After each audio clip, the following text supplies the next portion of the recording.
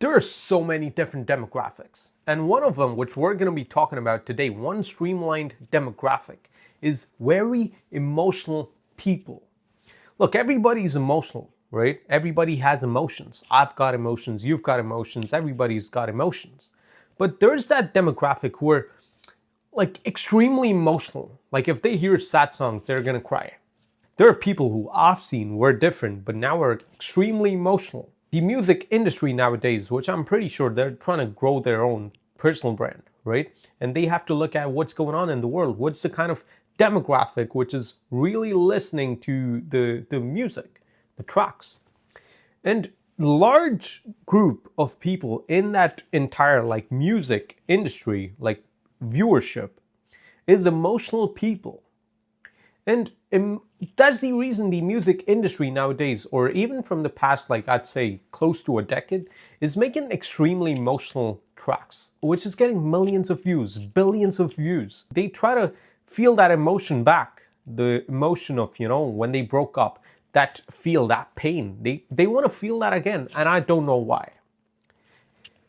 Look, there was a reason why you broke up. Or you might have felt that disconnect with a person who you really liked or really were indulged into. These things happen. And now you want to feel that emotion back.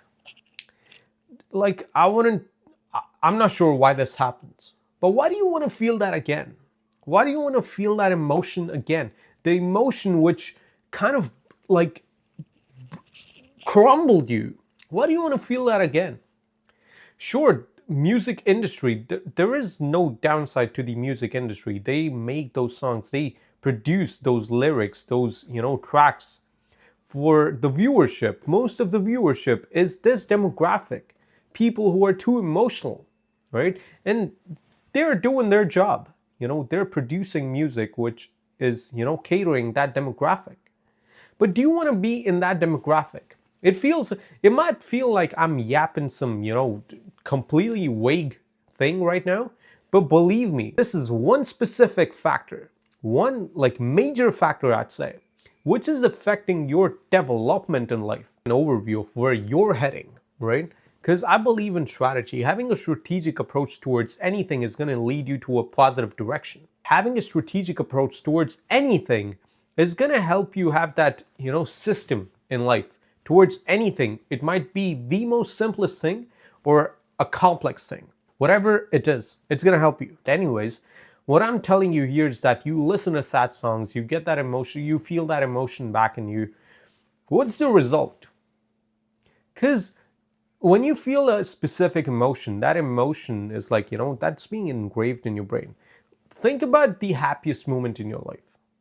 Just think about it for a few seconds. You can feel that emotion back in you, right? Because that moment, that specific situation is engraved in your brain. In the same way, when you think about the most mediocre situation, or I'd say heartbreaking situation, that you can feel that emotion even now, because that's engraved in your brain as well. So, following that, the longer you remain in a specific emotion, the more engraved that emotion in your brain is going to be. Because let's say you went through a breakup with a person who you love too much, and it's done. And now you got to another relationship which lasted a few months or a few years maybe, and you broke up even at that time. Now the response to the breakup which you had for the first time, that exact emotion is going to replicate for the second breakup. Because those are two identical scenarios, right?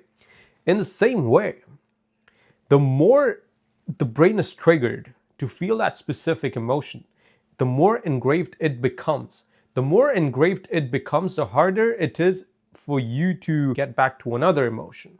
Let's say you're sad, you're depressed, you're whatever, you're too drained, and now you want to get into an emotion of feeling satisfied, feeling happy, feeling peaceful. It's going to take a while, right? I wouldn't say it's impossible, no, never, because it's not impossible. It is going to happen. It's going to take a while. Do you want something positive which is going to take a long time? Or do you need that like in a few weeks or in a few months or, even in a few days? You need to switch emotion. The only way you're going to be able to do this is when you spend less time in an emotion which hurts you. And sad songs hurt your emotions. Let's get into practicality now, because these are 3 points which I urge people to, include in their lives. Being strategic, being consistent, and having practicality. These three as a combination is going to change your life around in a very short time frame. So what I was saying here is that just change your playlist. This might seem simple, but change your playlist. Take every single song. That song might be your favorite now, but the lyrics are sad. Those words are sad. Those words are mediocre. Those words remind you of that person, or remind you of that situation, or remind you of anything which was too heartbreaking. Just get rid of that song, right? Change your playlist. The things which drain your energy in life, you have to take them out. That's it. There is no way around this. This is one reason why people take a long time or even forever to, at least come back to a point where life feels okay. Is because they consistently try to, pull themselves back by their own routines. And that's what we have to point out and take it out. Be aware of what you're doing. And this 99.99% of people, I believe, this is holding you back. Sad tracks are of no use. Change your playlist or do whatever, or stop listening to music. If you want to grow in life, you need to take things which are draining your energy. Anyways, this brings us to the end of this session. I hope you understood what I was trying to say. It seems quite simple, but it's going to turn into a complex issue if you don't point it out and take it out of your life. Please. Sad songs, we don't need them anymore. We need something which is, energetic, which leads us in a positive direction. I'm not trying to be a motivational speaker here. No, I'm not perfect, buddy. Let me tell you that. I'm not perfect. I'm trying to learn myself, right? I wouldn't say that, I've reached the top of the mountain. I just want you guys to catch up. No. We're in this journey together. We're getting up there together, right? And I just want to make sure you guys are with me when we're going up there. This might feel dramatic or, some script of a movie or something like that. But I just want to make sure I help you understand what I'm trying to say, man. Be on track and be aware of where you're heading in life. And remember, I'm rooting for you. And I want you to win. Do it.